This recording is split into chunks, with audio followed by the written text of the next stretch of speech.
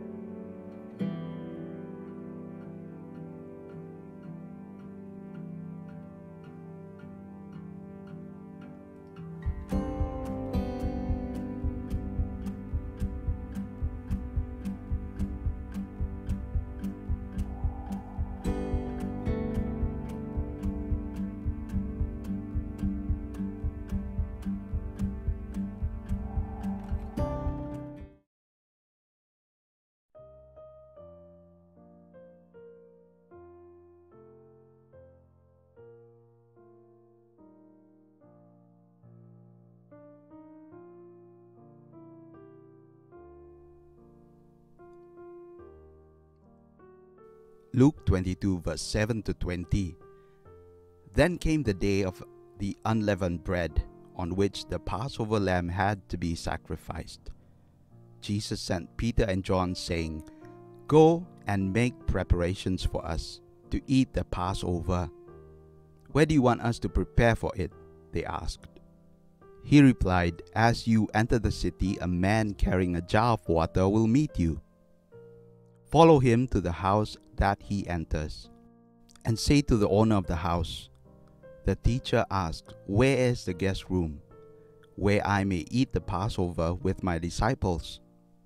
He will show you a large room upstairs, all furnished. Make preparations there." They left and found things just as Jesus had told them, so they prepared the Passover. When the hour came, Jesus and his apostles reclined at the table, and he said to them, "I have eagerly desired to eat this Passover with you before I suffer. For I tell you, I will not eat of it again until it finds fulfillment in the kingdom of God." After taking the cup, he gave thanks and said, "Take this and divide it among you. For I tell you, I will not drink again from the fruit of the vine until the kingdom of God comes." And he took the bread, gave thanks, and broke it, and gave it to them, and saying, "This is my body given for you. Do this in remembrance of me." In the same way, after the supper, he took the cup, saying, "This cup is the new covenant in my blood, which is poured out for you."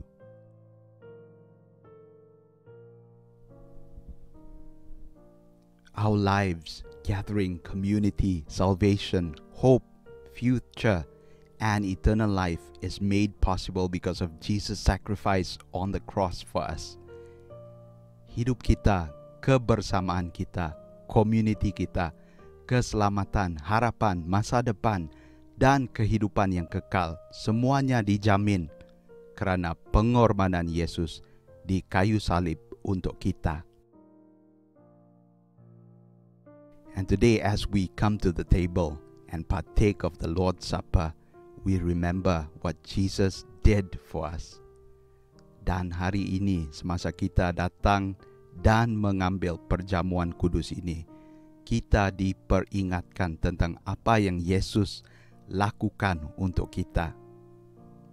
Now let's take this time to quieten our hearts and remember Jesus' sacrifice.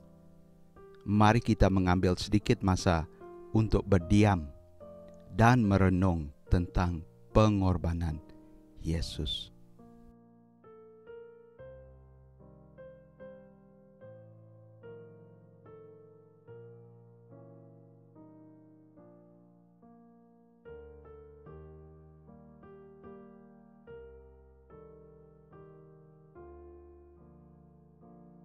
Now let's take the elements first and hold on to it. Mari kita mengambil roti dan cawan dan kita pegang saja dahulu.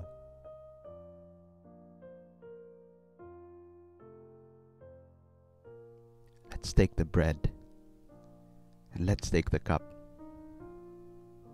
Mari kita ambil roti dan mari kita ambil cawan.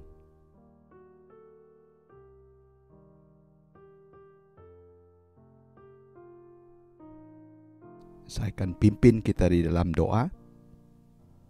Tuhan, terima kasih atas kebaikan-Mu kerana pengorbanan anak-Mu. Kami perolehi kedamaian, perspektif baru, nafas baru, hidup yang baru, dan keselamatan. Kami yang sebenarnya tak layak, kini layak menghadapi-Mu. Kami mengucap syukur atas segala kebaikan-Mu dalam hidup kami. Dan kami doa semua ini dalam nama Yesus Kristus, Juru Selamat kami. Amin. Amin.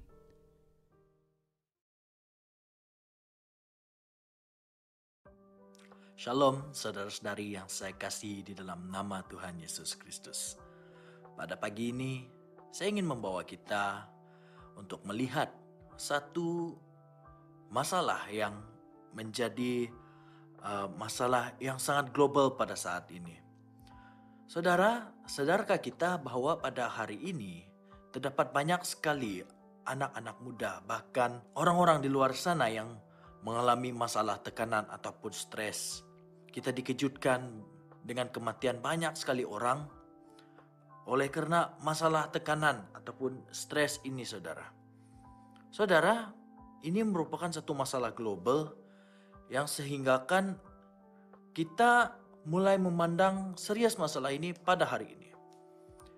Masalah ini ataupun masalah stres, tekanan, depresi, ataupun yang sama waktu dengannya merupakan suatu masalah yang memberi kesan terhadap mental seseorang. Bahkan di dalam beberapa case sehingga ada orang yang mengalami masalah dari segi fisik oleh karena tertekan. Saudara, masalah ini boleh saja berlaku oleh karena banyak hal.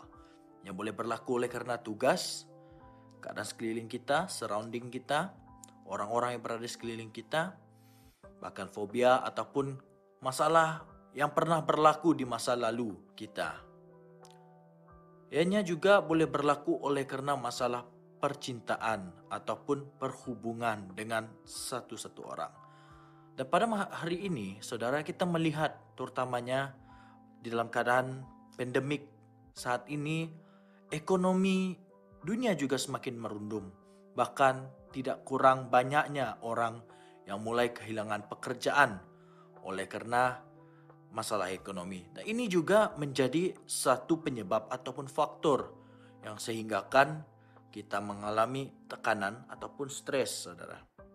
Saudara, mari kita melihat tokoh-tokoh di dalam Alkitab yang dahulu pernah mengalami tekanan yang sehinggakan mereka boleh dikatakan tokoh yang menggambarkan iman Kristen yang sejati. Kita melihat bahwa Yakub juga pernah mengalami masalah tekanan ketika dia bersama dengan abangnya Esau. Dan kemudian dia pula menghadapi masalah bersama mertuanya Laban. Oleh karena tuntutan daripada mertuanya, dia harus penuhi itu. Yusuf pula dibuli oleh abang-abangnya dan kemudian dia dijual ke tanah Mesir. Bahkan dipenjarakan oleh karena dosa ataupun kesalahan yang tak dia lakukan. Tapi kemudian dia sama seperti Yakub tadi, hidup akhirnya berkemenangan. Tidak lupa juga kepada Tuhan kita, Yesus Kristus. Di saat dia berada di dunia, dia mengalami tekanan oleh karena kecemaran dan dosa kita. Sadarkah saudara, di saat dia berada di ambang kematiannya, dia harus tunduk kepada kehendak Bapanya yang di surga, yaitu Allah. Sehingga dia mengatakan, Allah, Bapa, ambillah cawan ini daripadaku. Tetapi biarlah kehendakmu yang terjadi dan bukan kehendakku. Ini menggambarkan tekanan yang dialami oleh Yesus, sehingga kan dia tidak dapat menanggung rasa takut dan cemas yang dia alami pada saat dia ingin disalibkan. Saudara, pada pagi ini saya ingin membawa kita belajar dari satu pribadi yang agung, bahkan sangat dikenali sebagai seorang raja dari Yahuda yang terkenal, yang telah menaikkan tahtanya sehingga kan pada hari ini semua orang Israel tetap dan turut untuk menghormati Raja Daud. Ya saudara, Raja Daud merupakan seorang raja yang agung. Dia seorang pemimpin yang sangat dihormati. Bahkan hingga kini banyak orang yang melihat kepada pengalaman Raja Daud dan melihat kepada keagungan Raja Daud sehingga mereka merasa sangat menghormati Daud. Saudara, bahkan di dalam Alkitab mengatakan bahwa Daud merupakan seorang yang amat dekat dengan hati Allah. Ini karena dia merupakan merupakan seorang pribadi yang suci, bahkan agung. Di dalam kehidupan Daud, saudara, dia meskipun merupakan seorang pribadi yang agung, dia juga mengalami banyak masalah yang sehingga kan dia mengalami tekanan yang berat dalam kehidupannya, saudara. Kita dapat pelajari dan lihat pada awal kemunculannya sebagai pribadi yang hebat. Dia diragui oleh abangnya dan oleh Saul. Dia diragui sama ada dia boleh mengalahkan Goliat yang besar dan perkasa. Ini karena dia seorang yang sangat kecil, bahkan dia sangat muda. Sepertinya orang memandang rendah dia oleh karena penampilannya yang tidak menunjukkan bahwa dia memiliki pengalaman untuk bertempur. Akan tetapi saudara, dengan keyakinan dia dan juga penyertaan Allah, akhirnya dia menang di dalam pertempuran di antara dia bersama Goliat. Nah, oleh karena kemenangan yang dialami oleh Daud, nama Allah dimuliakan. Hal yang kedua yang menjadi pengalaman yang menekan Daud adalah ketika dia menjadi pegawai di istana dan bertugas di bawah naungan Saul. Seperti yang kita tahu, Daud sangat menghormati Saul karena dia merupakan raja ke atas Daud. Sehingga kan dia pernah berkata bahwa bagaimanapun keadaannya, dia tidak akan pernah mencelakakan Saul. Dia sendiri pernah berkata kepada Saul, saudara, bahwa dia boleh saja membunuh Saul, tetapi dia tidak melakukan itu oleh karena kasihnya dan hormatnya terhadap Saul sebagai raja dia. Ketika Daud menjejakkan kakinya ataupun mulai menjadi pegawai di dalam istana, pegawai raja ataupun menjadi seorang prajurit, Daud mulai menunjukkan bakat luar biasa dari kemenangan sehingga kepada kemenangan yang lain. Sehingga kan namanya dijadikan nyanyian oleh orang Israel. Nah, mulai di saat itu Saul mulai membenci Daud dan kecemburuan hatinya menyebabkan amarah di dalam hati Saul. Karena itu dia dikejar oleh Saul, bahkan hampir mati di tangan Saul selama beberapa kali. Akan tetapi akhirnya Saul mati di tangan hambanya di atas perintah dia sendiri. Kita tahu bahwa Saul tidak sanggup untuk menghadapi Filistin karena dia dikepung. Dan ketakutannya itu dan juga merasa marwahnya itu yang membuatkan dia mati di tangan hambanya sendiri. Dia meminta hambanya untuk membunuh dia dan akhirnya dia mati.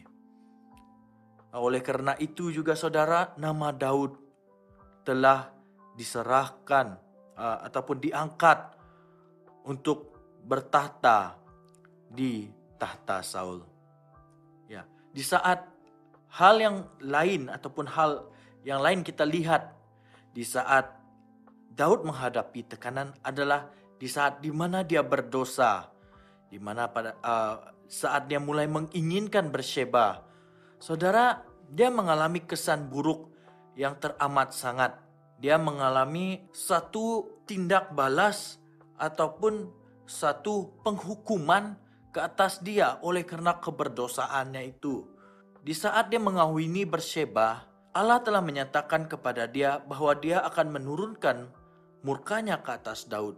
Sehingga pada waktu Bersyeba melahirkan anaknya yang pertama, anak tersebut meninggal dan Daud berkabung oleh kematiannya itu. Tidak berhenti di sana sahaja. Keluarganya Daud mengalami perpecahan setelah anaknya Tamar dan Amnon menghidupi ataupun menjalankan kehidupan penzinaan yang tidak wajar ini, saudara. Dia ditentang pula oleh Absalom, anaknya sendiri. Dan akhirnya meskipun Absalom memusuhi Daud, Daud tetap bersedih dan berkabung atas kematian Absalom. Karena dia juga anaknya Daud. Tidak mungkin seorang bapa tidak mengasihi anaknya, betul? Dan kemudian saudara, selepas semua perkara ini berlaku, Daud bertahta dan kemudian memegang semula kerajaannya. Dan dia menang di dalam banyak sekali peperangan, bahkan di dalam banyak sekali pertempuran. Meskipun begitu, semuanya itu bukan karena dia sendiri, tetapi karena Tuhanlah yang menghendaki segala perkara ini berlaku kepadanya. Dan juga oleh karena Tuhanlah yang menyertai dia di dalam setiap perkara ini menimpa pribadi Daud. Saudara, aplikasinya bagi kita pada hari ini, kita haruslah sentiasa bersabar menantikan tindakan Tuhan di dalam pergumulan kita. Dan berdoalah sama seperti Daud. Dia meminta pelepasan daripada Allah. Dan di dalamnya meminta pelepasan ini, saudara, kita dapat melihat bahwa Daud ternyata merendahkan diri dia sepenuhnya di bawah kaki Allah. Oleh karena dia sadar akan kekurangan dan sadar bahwa dia merupakan manusia yang memerlukan bantuan Allah. Hal kedua, saudara, yang dapat kita aplikasikan dalam kehidupan kita, bertobatlah di dalam segala pelanggaran kita. Karena melalui pertobatan yang Daud nyatakan terhadap Allah, kepada Allah, Daud telah menjadi orang yang dekat dengan hati Allah. Hal yang ketiga yang kita pelajari, saudara, dalam kehidupan kita, haruslah kita bijak di dalam mengatur gerakan kita. Kita lihat kembali kepada pribadi Daud. Ketika dia diserang oleh Saul, dia tinggal bersama orang Filistin. Ketika dia dikejar oleh Saul, dia bertapuk di kalangan orang Filistin dan mengatakan bahwa dia juga merupakan seorang Filistin. Nah, kemudian dia hidup dan bahkan berjaya menumpaskan beberapa orang-orang Filistin yang tempat di mana dia diami. Hal yang terakhir, saudara, yang bisa kita aplikasikan dalam kehidupan kita, kita haruslah terus percaya kepada Tuhan. Di dalam apapun keadaan, di dalam apapun situasi kita, saudara, jangan pernah hilang kepercayaan kita terhadap Tuhan. Karena Dia Allah yang ada di dalam setiap situasi yang kita alami, saudara. Jadi, saudara, kita melihat pada masa kini, semakin banyak hal yang menjadi punca kepada tekanan hidup kita. Dan banyak sekali orang yang gagal di dalam menghadapinya. Contohnya Saul tadi. Dia tertekan oleh karena Daud memiliki nama yang lebih masyhur daripada dia. Akhirnya dia cemburu dan gagal di dalam menghadapi tekanan yang dia alami. Kita melihat kembali kepada hidup Daud pula. Dia berjaya mengatasi tekanan di dalam hidupnya.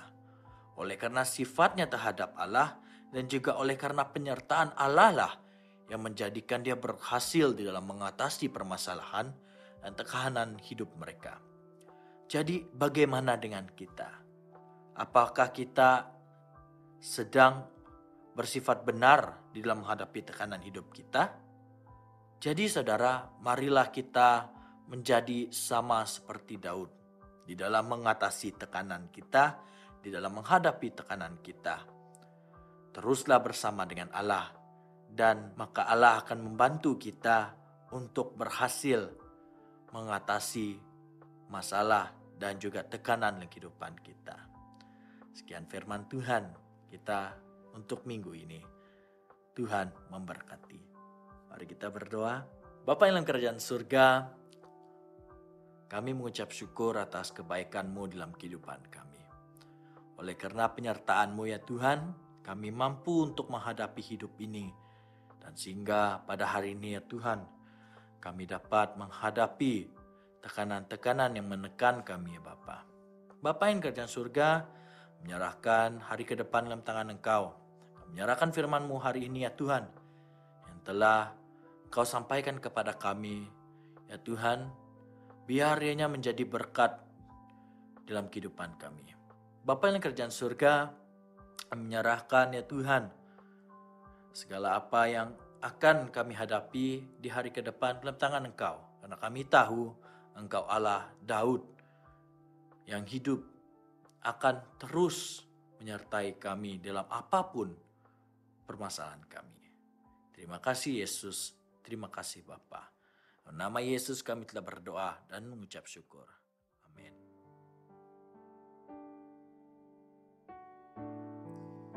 Terima kasih oleh penyertaan kita semua pada pagi hari ini. Jangan lupa like, subscribe, dan share YouTube account kita Pelita Kreatif. Dan juga jangan lupa memberkati keluarga dan rekan-rekan kita. Sekian, terima kasih. Jumpa lagi minggu depan. Tuhan memberkati.